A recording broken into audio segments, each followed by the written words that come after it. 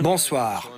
D'abord la Grèce, ensuite l'Irlande, bientôt peut-être le Portugal et l'Espagne. Même la Belgique est sous pression et la question est sur toutes les lèvres. Peut-on encore sauver l'euro ? Pour les politiques, la réponse est évidemment oui, car la fin de l'euro signifierait aussi la fin de l'Union européenne. Pourtant, des experts reconnus considèrent que malgré tous ces soutiens, l'euro est plus menacé que jamais. Certains analystes pensent qu'il faudrait une réforme monétaire pour pouvoir redémarrer, tandis que des voix populistes plaident pour une division de l'Europe entre un nord fort, doté de l'euro, et un sud faible, sans la monnaie commune.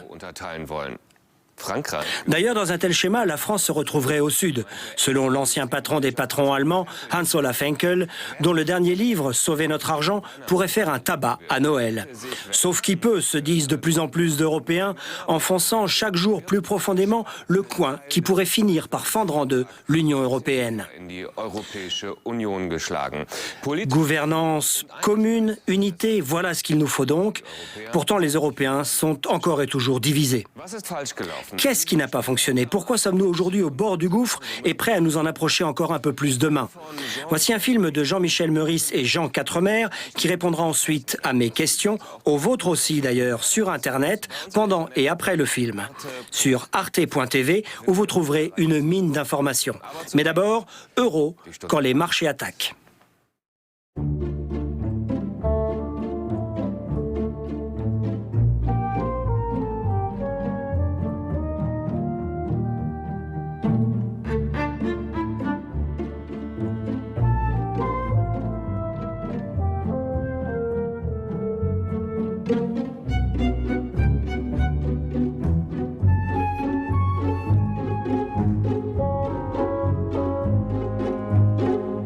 Cette histoire concerne notre argent, votre argent. L'argent de l'État, celui des vieux et des jeunes, celui des retraités, celui des fonctionnaires, celui des cheminots. Notre argent, d'où vient-il? Nous vivons à crédit. L'État vit à crédit. Le monde moderne vit à crédit. Et sans crédit, quand les caisses sont vides, l'État emprunte. Ici, dans les locaux du ministère des Finances, la France vient de lancer une adjudication. Pour nos 2 milliards. C'est-à-dire qu'elle emprunte à qui voudra et s'engage à rembourser avec un niveau d'intérêt fixé dès maintenant. C'est très bien. Tout se passe par ordinateur. L'opération dure moins de 30 minutes. 14h50 ? 30 minutes pour lever 8 milliards d'euros. On a une demande de 6 milliards 485. Servi 2,006. Oui. Limite à 0,66,5. Oui.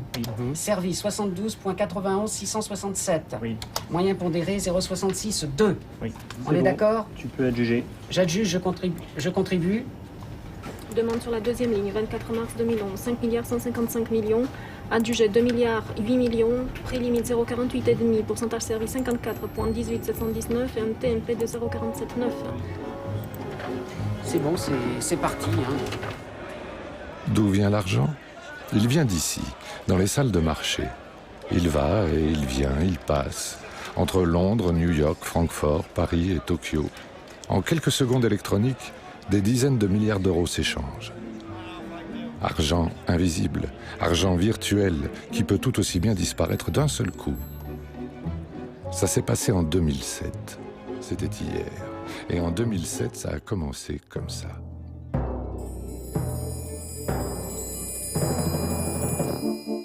Normalement, les banques reçoivent en dépôt l'argent que nous gagnons et en prélèvent une partie pour prêter à d'autres. Les banques elles-mêmes se prêtent et s'empruntent mutuellement.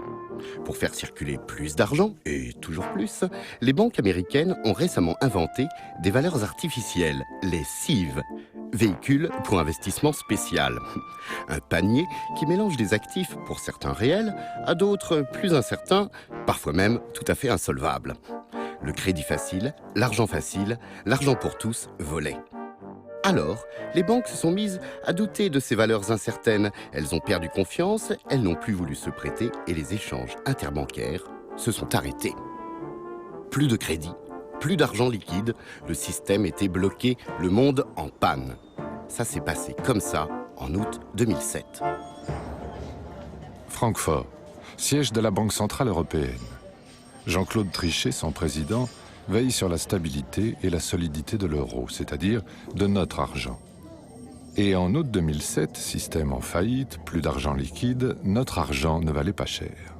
Lorsque le directoire de la Banque Centrale Européenne s'est retrouvé le 9 août au matin, le 9 août 2007 au matin, la demande de liquidité était de 92 milliards d'euros par nos propres banques commerciales. C'était un montant énorme qui donnait la mesure de l'état de catalepsie dans lequel se trouvait ce marché monétaire. Je pense qu'au total, nous avons dû prendre notre décision en 2 heures, 2 heures et demie. Par téléconférence, parce que nous n'étions pas au même endroit, nous étions le 9 août. Et nous avons, pour la première fois, depuis la création de la Banque Centrale Européenne, décidé de donner de la liquidité de manière illimitée à taux fixe, c'est-à-dire à notre propre taux d'intérêt. Le système semble sauvé et l'argent facile, le crédit facile vole de plus belle. Mais un an plus tard, en septembre 2008, la faillite de la banque américaine Lehman Brothers sème à nouveau la panique. Nous avons une menace grave et immédiate de très grande dépression dans l'ensemble des pays industrialisés et au niveau mondial. Et donc un certain nombre de décisions sont prises à ce moment-là, notamment le soutien au secteur financier, mais aussi l'activation de l'économie, mais aussi évidemment la baisse des recettes dans un très grand nombre de pays parce que l'économie s'effondre. Et donc nous avons à ce moment-là le début d'une aggravation de la situation budgétaire au sein des industrialisés dans leur ensemble, beaucoup moins évidemment dans les pays émergents qui se sont très bien protégés contre cette crise dans l'ensemble. Mais au niveau des industrialisés, il y a un problème. Un problème qui pourrait devenir mortel pour l'euro si l'Europe n'intervient pas. C'est ce que pense George Soros, financier très écouté, célèbre pour avoir fait une considérable fortune en pariant sur les taux de change. Un soir de mars 2009, il est à Berlin, dans un salon privé de l'hôtel Adlon, où il a invité à dîner le secrétaire d'État allemand aux finances et quelques députés influents. Il a quelque chose d'urgent à leur dire. La crise bancaire et la crise économique vont entraîner un fort endettement public. Ce sera la prochaine crise. Les marchés vont rapidement comprendre que la zone euro n'est pas vraiment gouvernée et qu'il n'y a aucun mécanisme de solidarité entre les pays. Ils vont donc se débarrasser de la dette des pays en difficulté, ce qui empêchera ces mêmes pays d'emprunter sur les marchés. Il faut donc d'urgence créer une agence européenne qui pourra les soutenir et mettre la zone euro à l'abri des marchés. Mais ses interlocuteurs le regardent sans comprendre. Et le dîner se termine sans que George Soros ait pu les convaincre. Il y a pourtant un problème grec, et les faits vont très vite lui donner raison. De passage à Bruxelles, le Premier ministre et président de l'Eurogroupe, Jean-Claude Juncker. Le problème grec est dû au fait que la Grèce a perdu en termes de compétitivité un quart de sa performance, et le problème grec est dû au fait que les gouvernements grecs ont laissé filer les déficits et la dette. La Grèce a perdu 25 points de compétitivité depuis son entrée dans la zone euro. Ancien ministre des Finances, Tommaso Padoa-Schioppa est l'un des créateurs de l'euro. La monnaie unique a résolu une question, c'est-à-dire comment faire en sorte qu'un marché unique puisse vraiment fonctionner. Sans monnaie unique, il ne peut pas fonctionner. Mais il a ouvert une autre problématique, qui est celle de la cohérence fondamentale des politiques économiques et des dynamiques de compétitivité. Et on avait sous-estimé les problèmes qui pourraient se poser le jour où, pour une période prolongée, un pays manquerait de satisfaire ses contraintes.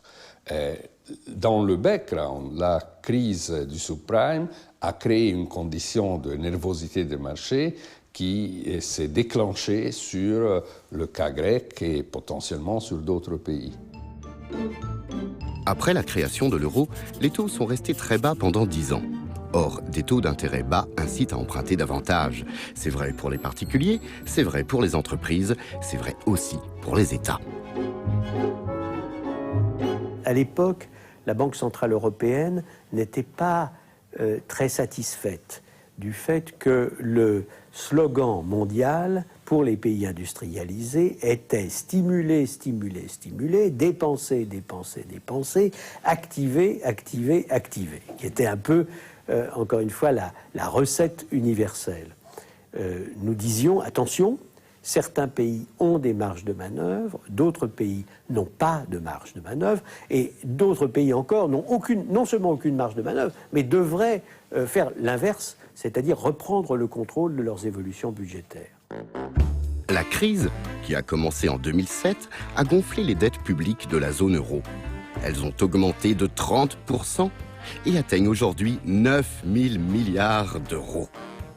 Déficit et intérêts continus. Chaque minute, c'est plusieurs milliards de plus. À Londres, le siège de la BNP Paribas. 6 000 personnes travaillent là, vendent et achètent des actions, des obligations. Patrick Chauvet est chargé de surveiller le marché de la dette publique et les évolutions des taux d'intérêt. Nous, on a des équipes d'économistes qui cherchent, qui font des diagnostics, qui nous présentent ces diagnostics. On a des équipes de stratégistes qui composent ces éléments avec leur propre connaissance des marchés. Et on essaie de se faire une vue la plus approfondie possible, la plus sérieuse possible du sujet. L'inquiétude sur la dette grecque était présente depuis plusieurs années. Pour diverses raisons, elle était dans le collimateur enfin, ça a été un sujet relativement public. Quand les problèmes ont augmenté, se sont matérialisés davantage à la fin de l'année 2009, quand notamment la BCE a commencé à expliquer au gouvernement qu'il fallait regarder le problème de la dette de façon plus sérieuse, qu'elle a appelé à peu près tous les gouvernements européens à s'atteler à la tâche de façon plus sérieuse. Tout le monde s'est focalisé sur le sujet, tout le monde a travaillé, et à ce moment-là, les gens se sont rendus compte que le problème était là et que peut-être on avait atteint un point qui était plus soutenable. Début 2009, alerte sur les écrans. Car depuis 4 mois, l'agence France Trésor constate avec inquiétude que pour la première fois depuis la naissance de l'euro, les écarts de taux entre la dette allemande, la plus sûre, et les dettes grecques, mais aussi espagnoles, portugaises et irlandaises, s'accroissent dangereusement. Et donc là, on voyait qu'en effet, l'ensemble des investisseurs, des épargnants, européens et mondiaux, introduisaient une discrimination entre les signatures des différents pays, alors qu'ils avaient auparavant tendance à considérer qu'un risque souverain était par définition un risque très très faible. Mais il est clair que nous avions à la fois un phénomène général de creusement des risques, des primes de risque, qui sont les spreads, les fameux spreads dont nous parlons, et puis nous avons eu un phénomène spécifique qui a été le phénomène grec, avec la découverte que les chiffres n'étaient pas corrects. Les fameux spreads dont on parle, ce sont les écarts entre les taux des emprunts d'État de pays à pays. La dette grecque se vend de plus en plus mal. Si ça continue, ce sera bientôt la faillite. Certains comprennent le danger. Pour la Grèce, mais aussi pour l'ensemble de la zone euro, les règles du traité de Maastricht interdisent les aides financières d'un pays à l'autre. Mais le risque est trop fort. Il faut parler clair au marché. Le 20 mars 2009, c'est au ministre allemand des Finances de le faire. Regarding some member states of the Eurozone, everybody is very much interested in the stability and credibility of the euro. We are just talking about theoretical cases. No member state of the Eurozone has difficulties in its payment or to refinance its public debt.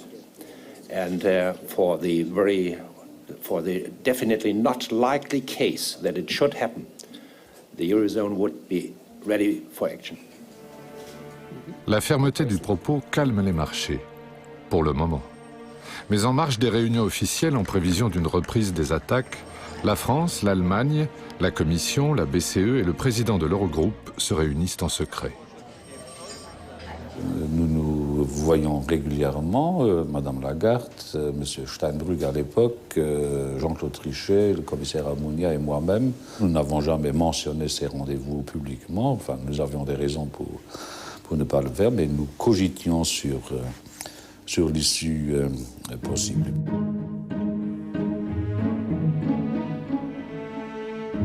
Dans le TGV entre Bruxelles et Paris, au sortir d'une réunion des ministres des Finances européens, Christine Lagarde nous a confirmé ces rencontres secrètes. Je vais vous dire une chose, ça a même fait à un moment l'objet d'un petit incident un peu diplomatique parce que nous nous sommes réunis notamment, je crois, au Canada à l'époque et notre collègue italien a vu qu'on se réunissait un peu entre nous en petit club. Et il en a conçu beaucoup d'aigreur et il nous l'a fait savoir. Mais depuis, on s'entend très bien. Vous avez imaginé aussi l'éventualité d'un défaut de la Grèce, d'une faillite de la Grèce? On a surtout envisagé l'hypothèse d'une crise de liquidité, pas d'une crise de solvabilité, ni au niveau de l'État souverain, ni au niveau du tissu bancaire. Enfin, on voulait se tenir prêt. Je vais vous dire, j'ai plusieurs souvenirs très vifs de cette période-là. J'ai d'abord le souvenir d'une discussion que j'ai eue avec mon collègue de l'autre gouvernement, c'est-à-dire celui qui n'allait pas être reconduit. Ça s'est passé à Athènes parce que j'étais à une réunion à Athènes à ce moment-là. Et un peu sur un coin de table, il m'a donné la liste de toutes les mesures qu'ils allaient prendre. Augmentation du prix du tabac, augmentation de la TVA, gel de ceci, réduction des salaires dans tel secteur, etc., etc. Et il avait ça sur une espèce de feuille de papier, écrit à la main, et je me suis dit, c'est pas sérieux, c'est vraiment pas sérieux. Et si moi j'ai un regret sur cette période-là, c'est que on a probablement été trop sensible aux arguments des élections qui arrivent et du fait qu'il ne faut pas prendre des décisions trop fermes ni avoir des exigences trop fortes en période d'instabilité comme toujours les périodes préélectorales. Et du coup, on a perdu du temps. On ne savait pas la gravité de la situation, on ne savait pas l'irresponsabilité de l'organisme qui collecte les statistiques grecques. Et ça, on l'a découvert beaucoup plus tard, après les élections qui se sont tenues dans le pays. Mauvaise surprise. Athènes. En octobre 2009, la gauche gagne les élections et un nouveau gouvernement s'installe. Le ministre des Finances, Georges Papakonstantinou, découvre que les chiffres annoncés par son prédécesseur sont faux, et lourdement faux. Avant les élections, on savait bien que les chiffres qu'on nous donnait n'étaient pas les bons. Et on l'avait dit très clairement au peuple grec, que la situation est beaucoup plus grave qu'elle est décrite. Mais il y a une énorme différence entre ça et ce qu'on a découvert. Ce qu'on a découvert était tout un système qui était pourri. La découverte de la vraie ampleur du problème a été faite d'ailleurs ici, dans cette salle de conférence, après plusieurs séances avec les services dans la préparation du budget. Donc, on prépare le budget, et pour préparer un budget, il faut avoir un bon sens pour voir où se trouvent les chiffres. Donc, chaque jour, on découvrait qu'il y avait une partie qui n'était pas vraiment bien décrite dans les chiffres officiels, et que les chiffres qui étaient donnés par le gouvernement du temps parlaient d'un déficit de à peu près 6%. Et finalement, nous avons vu à la fin de l'année que le déficit était à 13,6. Donc le double. Donc évidemment, quand vous annoncez à peine un mois de distance un chiffre de déficit qui est le double de celui que votre prédécesseur a annoncé, il y a un doute sur la crédibilité de tout ce que vous annoncez. Laurence Boone est économiste en chef chez Barclays Capital France. Elle est l'un des nombreux acteurs de ce qu'on appelle le marché. Personne n'avait imaginé que c'est dans ces proportions-là. Tous les investisseurs pouvaient penser que certains États, d'autres plus que certains, ou certains plus que d'autres, pouvaient embellir leurs comptes publics.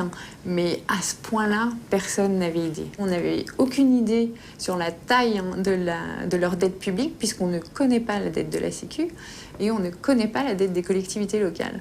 Or, dans la plupart des pays européens, le budget de la sécurité sociale et le budget des collectivités locales, c'est à peu près autant que le budget de l'État. Donc là, s'en est suivi une peur panique. On ne connaît pas l'ampleur des pertes possibles. Ces pays-là pourront-ils rembourser? Parce que c'est une chose de rembourser une dette de 150 points de PIB si on paye un taux d'intérêt à 4%. C'en est une autre de la rembourser quand on va payer un taux d'intérêt à 15%. Ce qu'il faut se rendre compte, c'est qu'on a affaire à une dette qui faisait, à l'époque, 280 milliards d'euros.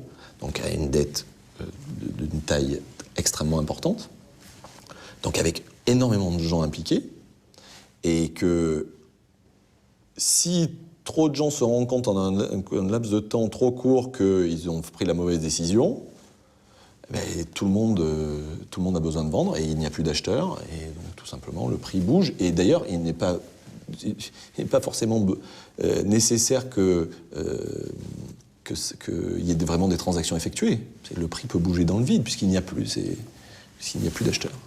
Est-ce que les gens ont envie de prêter de l'argent à un pays qui a 150% de dette public et qui n'a jamais été capable de prendre des mesures pour rationaliser ses dépenses et ses recettes? Et là, s'ensuit toute une liste de choses. Il y a une fraude fiscale énorme, il y a une économie au noir énorme. Ils ont menti sur leurs chiffres depuis 15 ans. On se rend compte que les institutions européennes ne sont peut-être pas aussi fortes que prévu. Donc Eurostat n'avait pas vraiment le droit d'audit. Ça, les pays l'avaient décidé, mais c'était pas forcément imprimé chez tout le monde. Donc la situation est difficile. Et à ce moment-là, les agences de notation commencent à donner des premiers signaux très forts d'agitation. Fin 2009, comme quoi ils vont baisser la note de la Grèce. Et donc, à travers ça, réintroduire la violence des marchés à l'intérieur même du fonctionnement de la zone euro.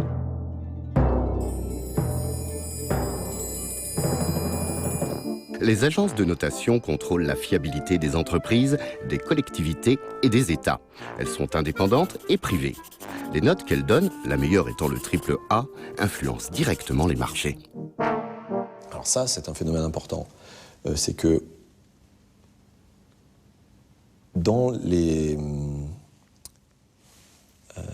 chez les investisseurs, donc par exemple chez les gérants de fonds obligataires, vous avez des indicateurs de risque, si vous voulez, et vous avez des enveloppes qui peuvent vous être attribuées. Ça dépend des cas, mais vous pouvez avoir des enveloppes par rating.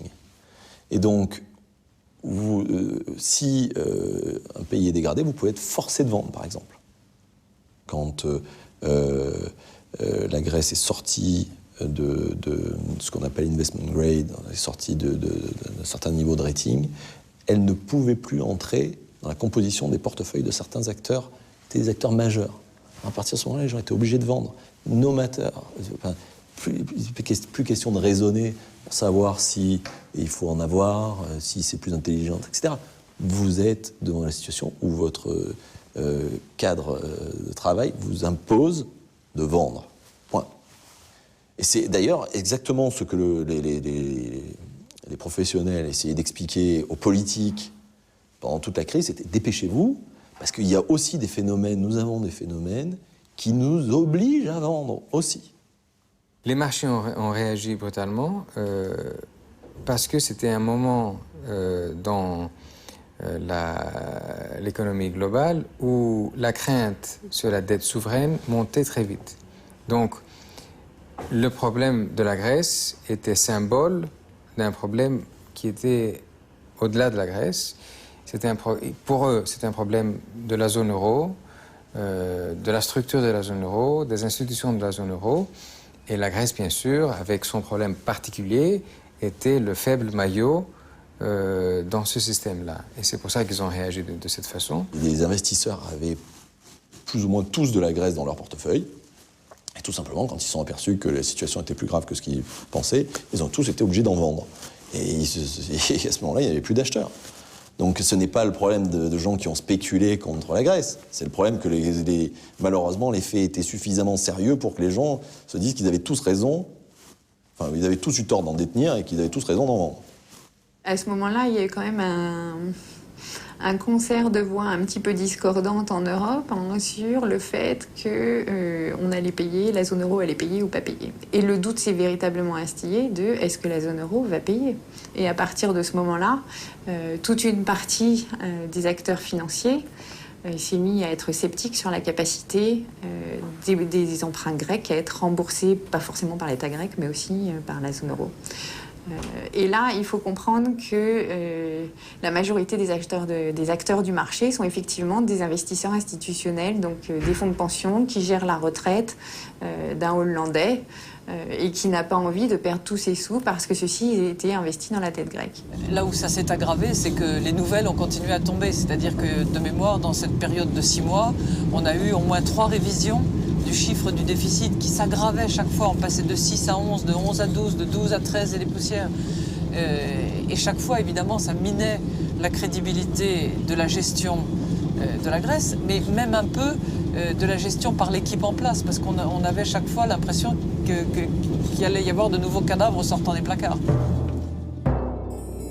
En fait de cadavres, les spéculateurs mènent la danse. La banque d'affaires Goldman Sachs, les hedge funds de Paulson ou de Soros ont parié sur une parité euro-dollar avant la fin 2010. Ils commencent à vendre leurs euros pour le dévaluer. Puis, ils achètent des CDS. Les CDS? Credit Default Swap. C'est une forme d'assurance qui spécule sur l'insolvabilité de la dette grecque et qui, du coup, attire le soupçon sur toute la zone euro. Theodore Margelos a fait une considérable fortune dans le trading des commodities, et notamment des céréales. Proche du Premier ministre Papandréou, il est aujourd'hui un gestionnaire avisé de fortune privée, et il n'aime pas ces outils spéculatifs récemment inventés par une loi américaine. Le Credit Default Swap, ce n'est rien d'autre que prendre une assurance contre le défaut d'une obligation. Jusqu'à cet acte-là, pour pouvoir assumer une telle assurance, et c'était un produit qui a été créé à peu près en 1997-98, on devait avoir l'obligation.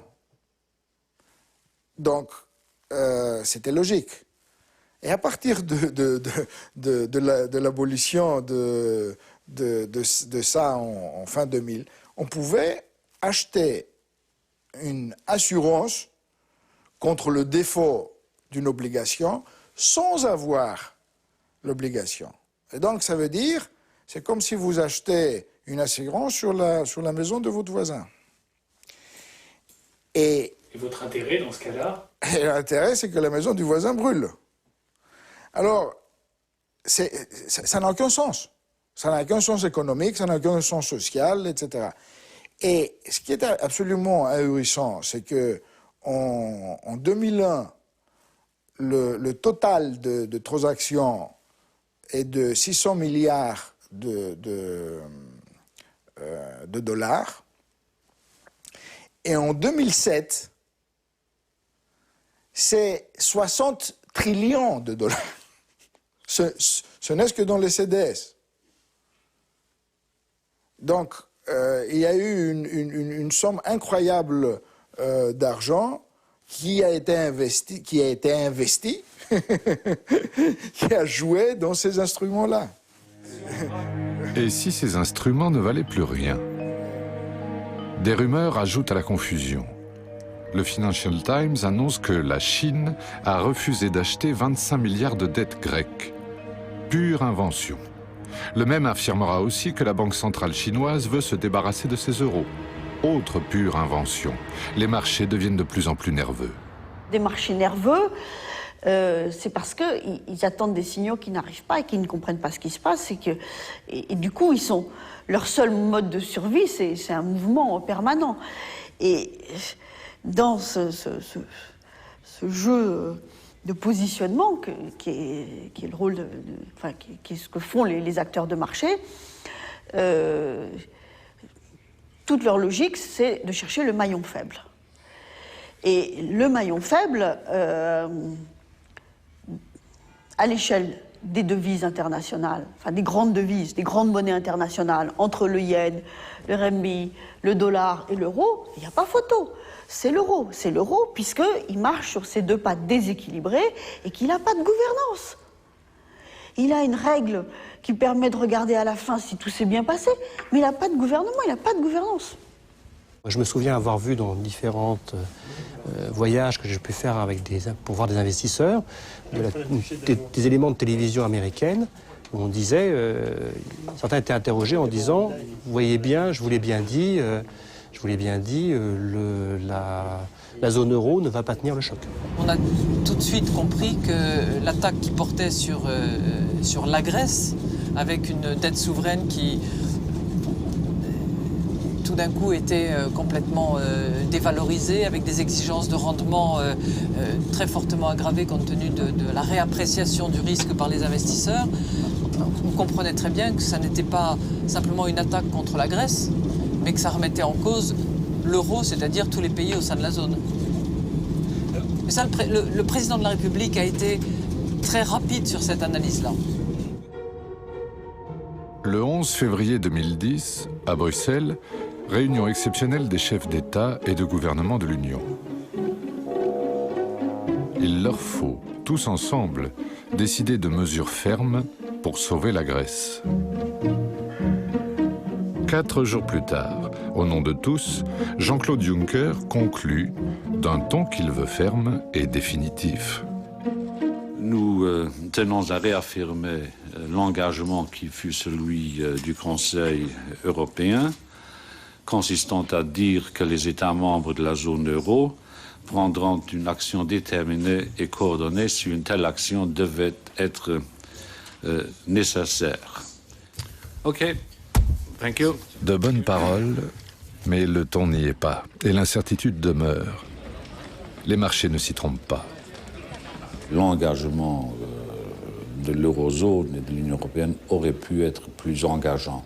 La prise de parole de l'Eurogroupe et du Conseil européen aurait pu être plus ferme parce que pendant les semaines qui ont suivi le 11 février, les marchés financiers s'interrogeaient beaucoup sur la solidité de l'accord, sur le caractère sérieux et crédible. Il y a une solidarité verbale en février. Mais moi, honnêtement, les copains que j'appelle, enfin les discussions que j'ai au lendemain du sommet du 11 février, tout de suite, c'est peu probable que les marchés y croient. Et les marchés n'y ont pas cru. Tout le monde savait qu'il fallait agir, et les décisions ne venaient pas. Et accessoirement, il y avait quand même des effets de manche à droite ou à gauche pour dire qu'un tel avait telle vision, que l'autre avait telle vision, qu'il fallait faire comme ci ou comme ça. À un moment donné, vous avez un niveau d'incertitude qui est tel que ça pousse à prendre des décisions. Et encore, non, mais c'est ça, les gens sont confrontés à des obligations, à des mandats, les choses traînent, les prix se dégradent, tout le monde est dans la même situation. Et la spirale infernale s'enclenche. On s'est aperçu à un moment donné que c'était un jeu contre le temps. C'est-à-dire, la situation c'était en train de se dégrader de jour à jour. Et donc, la course était de mettre en œuvre le mécanisme de soutien avant qu'on arrive à la faillite. Et là, c'était une période difficile. C'était une période pour tous, pour le Premier ministre, pour le ministre des Finances, pour tout le gouvernement, pour tous mes collaborateurs ici, parce qu'on savait très bien que si quelque chose n'allait pas comme on voulait, on aurait pu déclarer faillite à un moment donné. La Grèce n'est pas passée loin de la faillite, non? La Grèce est arrivée près de la faillite. On avait, au début du mois de mai, on avait des obligations et c'était évident que le marché était fermé pour nous. Donc, s'il n'y avait pas le mécanisme de soutien, on n'aurait pas pu faire face à nos obligations.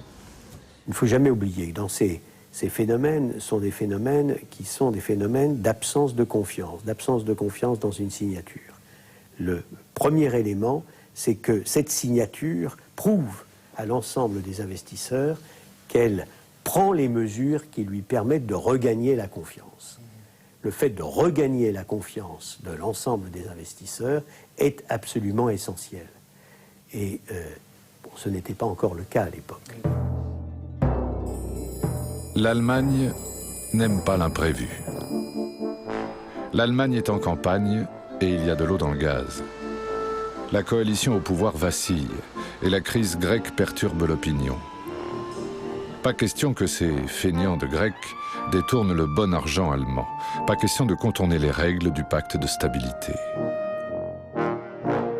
Le gouvernement allemand, sans aucun doute, avait peur que l'opinion publique allemande se détourne de la politique monétaire européenne dès qu'apparaîtrait l'impression que les engagements qui ont présidé à la création de la monnaie unique ne seraient plus respectés ni par les autres ni par l'Allemagne. Je pense que les Allemands considéraient qu'il y avait un contrat, qu'il y avait un règlement de copropriété, et que chacun devait respecter le règlement de copropriété. Et dans le règlement de copropriété, il y avait no bail-out, ça veut dire on ne peut pas faire un plan de sauvetage et en même temps il ne peut pas y avoir de sortie, premièrement. Deuxièmement, il y avait un pacte de stabilité et de croissance qui devait être respecté. Troisièmement, il y avait des échanges d'informations statistiques au sein d'Eurostat. C'était probablement très difficile dans la logique allemande d'imaginer que les statistiques seraient fausses, que le pacte ne serait pas respecté et qu'il fallait revoir le règlement de copropriété sur la clause de sauvegarde. Je pense que il y a eu aussi cet élément-là dans l'analyse. Mais ceci n'étaient pas des décisions faciles à prendre. Et donc, je comprends parfaitement, en effet, qu'il ait fallu un mûrissement. J'ai moi-même, d'ailleurs, été associé à ce mûrissement en étant convié par le gouvernement allemand à aller à Berlin pour expliquer aux dirigeants des différents partis du Bundestag que, quelle que soit leur décision, la situation était urgente et qu'il était en effet important de prendre des décisions de manière rapide. À Düsseldorf, le siège du gouvernement régional. Architecture symbole, solidité, efficacité et transparence. Ouh, la catastrophe! Angelika Schwalduren s'est battue au Bundestag pour que l'Allemagne aide la Grèce. Ich würde nicht von Rassismus sprechen, aber es war schon La presse n'exprimait qu'une partie de l'opinion, tout en donnant l'impression qu'elle traduisait l'opinion populaire, que les Grecs profitent de la belle vie sous le formidable soleil grec, qu'ils travaillent peu, alors que nous, Allemands, nous sommes obligés d'élever l'âge de la retraite à 67 ans. Nous travaillons énormément. Et en plus, nous devons payer pour les autres. Cette partie de l'opinion pensait qu'un tel peuple ne méritait pas qu'on l'aide. Mais il y a plus grave que ça. Il y a ça, et il y a l'idée qu'il faut punir les Grecs. Il y a l'idée que, au fond, si ça leur coûte un peu plus cher d'aller sur les marchés pour financer leurs dettes, ça va leur faire une bonne leçon. C'est l'idée de la saignée. C'est une idée du 19e siècle. Il faut saigner le malade pour qu'il aille mieux après. Le 17 mars 2010, devant le Bundestag, au terme d'un discours de politique générale, Angela Merkel serre encore la vis aux Grecs. Le ton et la main sont fermes. Deshalb steht der Euro vor seiner stärksten Herausforderung, die je zu bewältigen hatte. Deshalb gibt es keine Alternative zu dem griechischen Sparprogramm und in den nächsten Jahren weiteren Anstrengungen. Und ich finde es gut und richtig, und die griechische Regierung hat großen Mut bewiesen, jetzt diese 4% einzusparen vom Bruttoinlandsprodukt. Und deshalb kann in einem gemeinsamen Währungsraum, und das gilt für alle Mitgliedstaaten, aber für die im Euro Versammelten besonders, deshalb kann kein Land völlig alleine gelassen werden. Und deshalb haben wir auf dem Rat auch gesagt, wir stehen natürlich für die Stabilität des Euro als insgesamt ein. Wir können ja nicht sozusagen zugucken, wie der Euroraum insgesamt instabil wird und damit auch unsere Grundlagen. Aber Europa ist nicht nur eine Friedensgemeinschaft, es ist auch eine Stabilitätsgemeinschaft. Und deshalb kann es nicht sein, dass wir einfach darüber hinweggehen und freundschaftliche Bekundungen machen, sondern, wie ich schon gesagt habe, es muss von Griechenland ausgehen. Und alles, was überhaupt gedacht wird, muss darauf ausgerichtet sein, dass wir nicht vorschnelle Hilfen leisten, sondern dass wir dafür Sorge tragen, dass das Ganze wieder in Ordnung kommt. Alles andere wäre fatal. C'était une période où nous essayons de convaincre qu'on fait face. Les marchés se dégradent de plus en plus vite. Cela amène nos partenaires à dire « mais vous ne faites pas assez ». Nous expliquons que, écoutez, les marchés vont réagir comme cela n'importe et ne vont pas regarder à ce que nous faisons parce que les marchés se demandent si à la fin il y a ce qu'on appelle un stop-gap, c'est-à-dire s'il y a quelqu'un qui va garantir que la Grèce ne va pas faire faillite. Et jusqu'au moment où le mécanisme de soutien se met en place, les marchés n'étaient pas du tout sûrs que la Grèce ne ferait pas faillite. Dire à un tel moment que les Grecs n'ont pas encore assez fait, qu'ils doivent d'abord donner des preuves, j'ai trouvé cela vraiment très grave. En Allemagne, ces propos ont renforcé les préjugés contre les Grecs, au lieu de lutter contre les préjugés par une meilleure information. J'ai trouvé ça très regrettable. C'est vrai qu'on a souvent eu du stop and go. Et est-ce que ça se finit par... C'est pas ce qui a fini par coûter cher à l'Europe? Ça a entraîné un ralentissement des mécanismes, de la mise en place du plan, et le temps, c'est de l'argent. Le temps, c'est de l'argent. Et les marchés en profitent pour attaquer les autres maillons faibles de la zone euro dégradée par les agences de notation. Après la Grèce, l'Espagne, le Portugal et l'Irlande.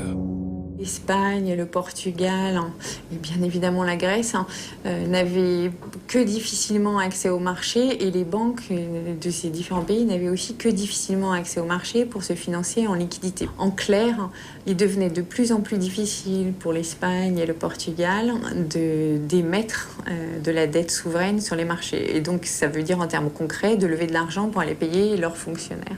Donc ils avançaient petit à petit vers une situation qui ressemblait à celle de la Grèce. Mais qui va payer? Avril 2010, le couple franco-allemand va mieux. Nicolas Sarkozy a finalement convaincu Angela Merkel de passer outre la lettre du pacte de stabilité pour sauver l'Union en ouvrant à la Grèce un crédit de 110 milliards d'euros. Pourtant, l'attaque des marchés continue de plus belle. Et le 23 avril, le monde entier entend ceci. Και σήμερα η κατάσταση στις αγορές απειλεί να αποδομήσει όχι μόνο τις θυσίες του ελληνικού λαού, αλλά και την ομαλή πορεία της οικονομίας. Είναι ανάγκη. Ανάγκη εθνική και επιτακτική.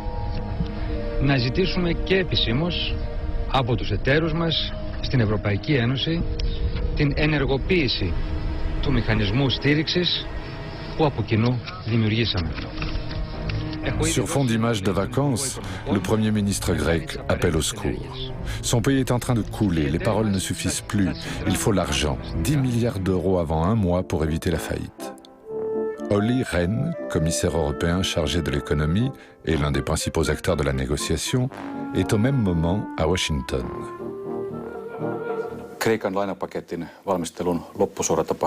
J'étais en effet à Washington en train de finaliser le plan d'aide pour la Grèce. C'était, si je me souviens bien, le jeudi 22 avril.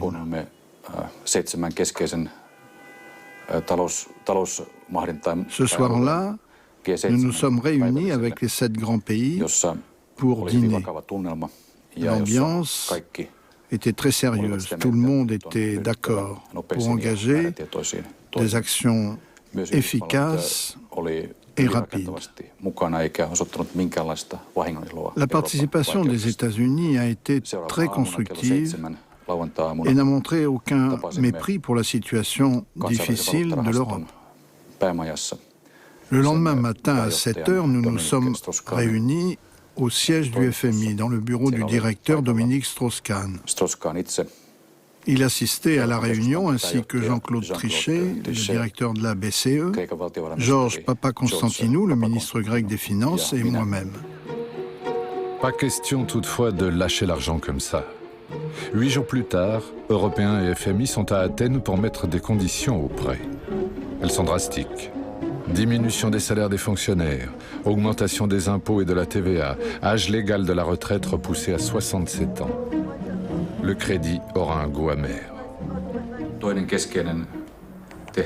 Nous nous sommes rendus à Athènes pour trouver un accord et fixer tous les détails du plan d'aide.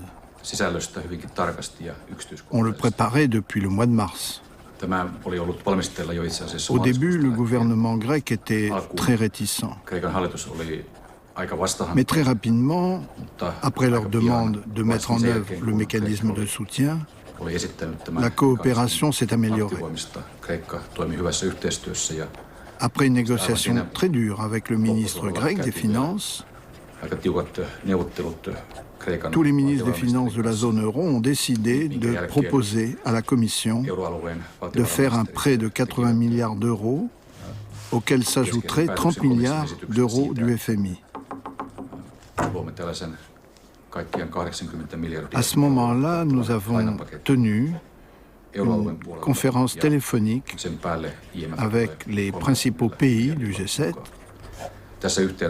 Et je me souviens très bien la forte implication, entre autres, de la ministre Christine Lagarde, du ministre Schäuble et bien évidemment du directeur général du FMI, Dominique Strauss-Kahn, qui a négocié le prêt.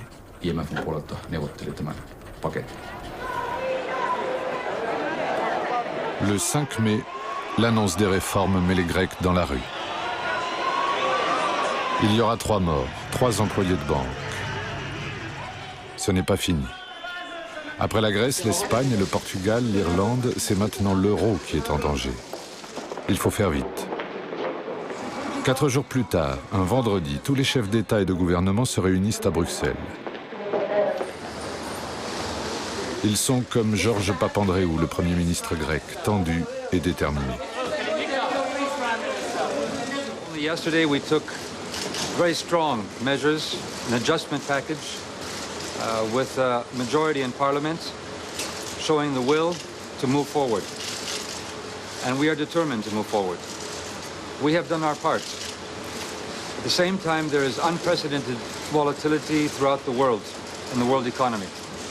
That is why today's meeting here in Brussels is so important. We will reaffirm our confidence in our economies and our common currency. And this, I believe, is a very important message for the global economic recovery. A recovery that will bring back growth, jobs, welfare to our people, to our citizens in our countries, and to all of Europe. We can do this, we must do this, we will do this together. Thank you. Les marchés sont fermés samedi et dimanche. Il faut donc en profiter pour arrêter un mécanisme de défense.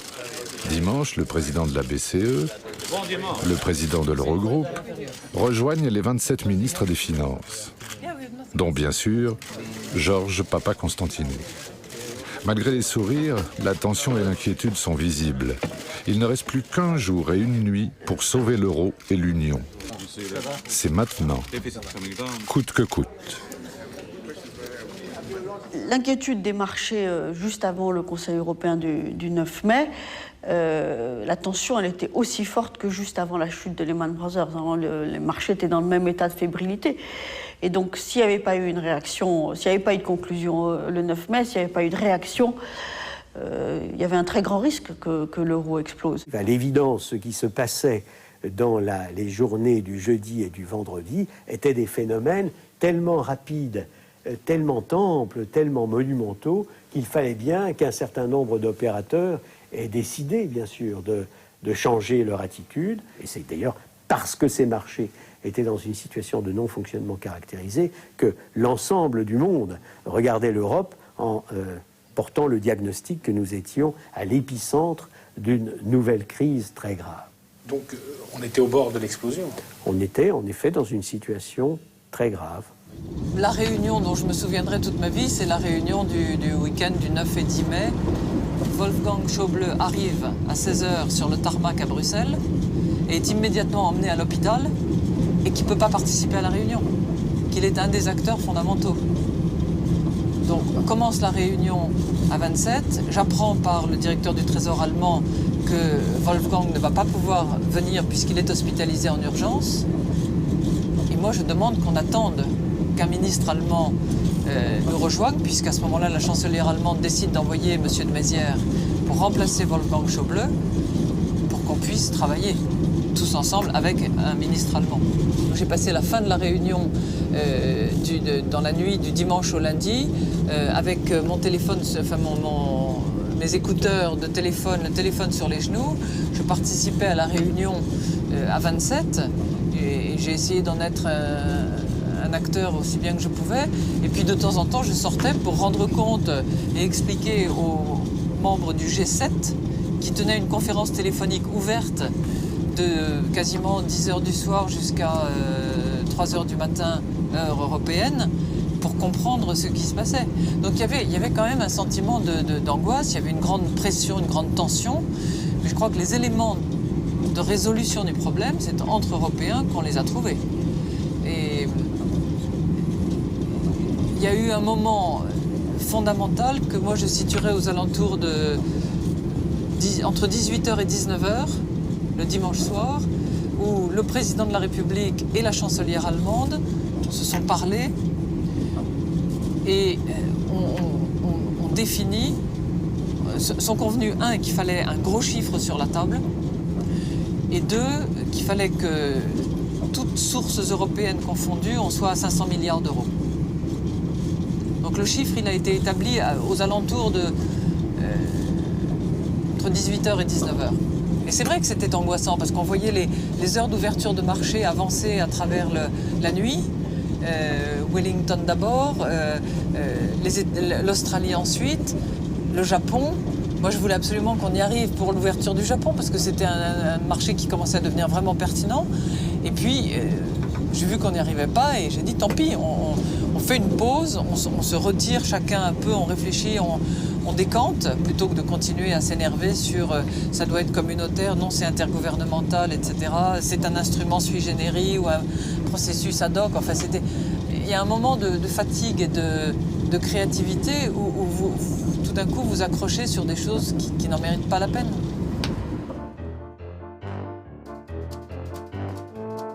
Finalement, le gros chiffre, ce sera 440 milliards d'euros prêtés par l'Union, plus 220 milliards par le FMI, plus 60 milliards par la Commission, plus les 110 milliards d'euros déjà prêtés à la Grèce. En tout, 830 milliards sur la table, qui s'ajoutent aux autres déjà mis en jeu depuis 2007. 830 nouveaux milliards sur la table, comme un pistolet chargé, pour tenir les marchés en respect. Exactement ce qu'avait proposé George Soros un an plus tôt. Lorsque nous avons calculé nous-mêmes, des deux côtés de l'Atlantique, quel était le montant du risque de contribuables qui avait été mis sur la table pour empêcher l'effondrement du système financier, je parle du risque, pas de la dépense, mais du risque, nous sommes arrivés à 27% du produit intérieur brut des deux côtés de l'Atlantique. En additionnant les options de recapitalisation, les options de garantie diverses, les options d'actifs toxiques.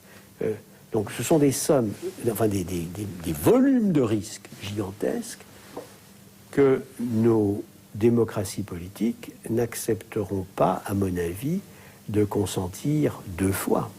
Donc nous avons une obligation de résultat. Nous devons absolument éviter de nous retrouver dans une situation aussi tragiquement maladroite que celle que nous avons connue, disons pour simplifier, mi-septembre 2008. Jusqu'au bout, les États-Unis ont craint eux aussi une explosion de la zone euro.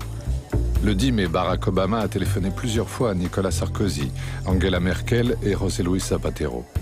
Le 11 mai, celui-ci annonce les réformes qu'il refusait jusque-là. Les marchés se calment. C'est fini. La zone euro est sous contrôle. Enfin. Il a quand même fallu 3 conseils européens pour trouver la solution pour la Grèce. Hein. Le 11 février, le 25-26 mars et finalement le mois de mai. Enfin, je pense qu'on a joué à frôler la catastrophe. Hein. L'ensemble des observateurs, effectivement, sont surpris par le fonctionnement du processus décisionnel en Europe. ont tendance à le trouver probablement trop lent, mais se trompent complètement sur l'issue finale. C'est-à-dire, voyant que le processus est lent, ils croient que le processus n'aboutira pas. Or, le processus peut être lent, mais il aboutit. Et c'est, je crois, la marque de l'Europe. Alors, l'argent. L'argent des banques, ça va, on les a renfloués, et elles vivent leur vie comme avant. Quant à nous, les Grecs, les Espagnols, les Portugais, les Irlandais, Français, Allemands, tous les autres, quoi, on se serre la ceinture et ce n'est pas fini. Aux banques, les bonus, aux citoyens, les dettes.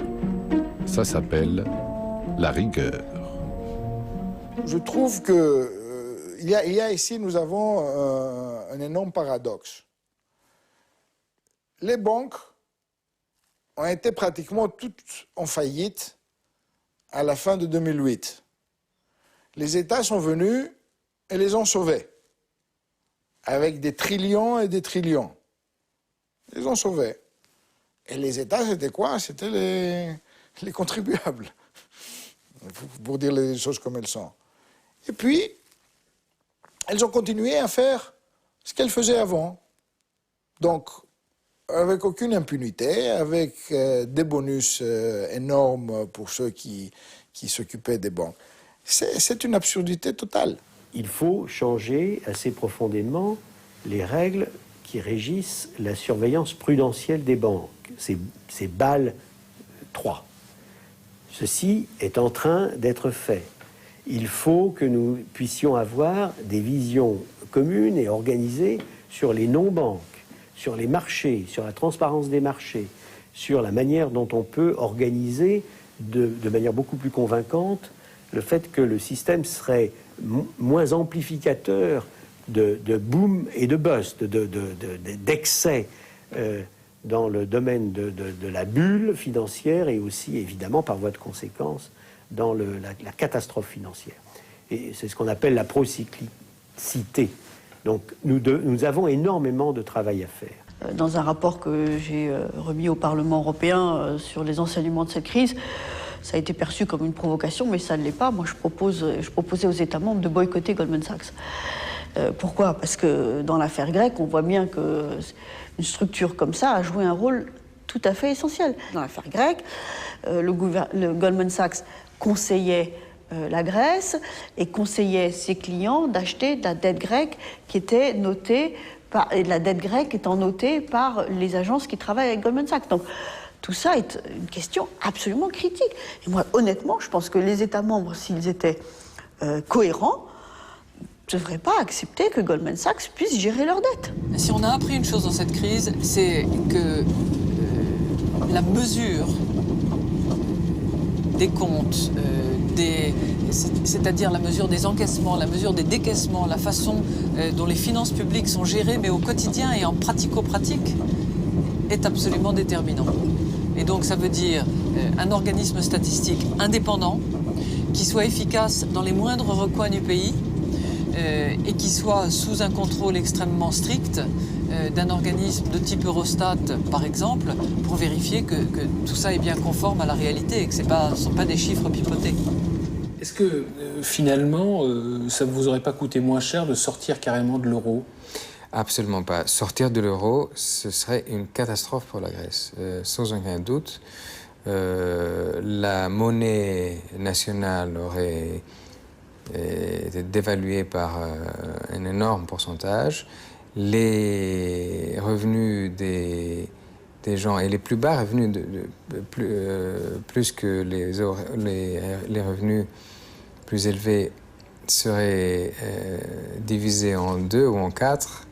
Dans des situations pareilles, les gens qui s'en sortent sont ceux qui ont de l'argent. Les gens qui ne s'en sortent pas sont les plus faibles dans la société. Et donc, une faillite ou sortir de l'euro, ce serait catastrophique pour les classes moyennes et pour les gens avec les bas salaires. Se serrer la ceinture, d'accord. Mais combien de temps? Est-ce que ça suffira pour garantir un autre avenir? Économiste, Michel Alieta est l'un des rares à avoir annoncé la succession de crises que nous affrontons. Crise financière, bancaire, économique, crise de la dette publique. Chaque année, l'État est obligé de payer des intérêts et s'il n'a pas de recettes en contrepartie, la dette gonfle des intérêts en question. Donc nous sommes dans un piège qui est que le secteur privé n'est pas capable de prendre le relais, je crois, de la baisse de la dépense publique qui est programmée. Et le danger, il est de ne pas avoir assez de croissance pour réaliser ce que l'on dit pouvoir faire d'ici 2013. Ce qui peut se produire, c'est évidemment le retour d'une crise lorsqu'on s'apercevra qu'on étouffe la Grèce ou on étouffe l'Espagne sans pouvoir réduire la dette, sans pouvoir réduire le déficit parce que la croissance n'est pas suffisante. Voilà le danger dans lequel nous sommes.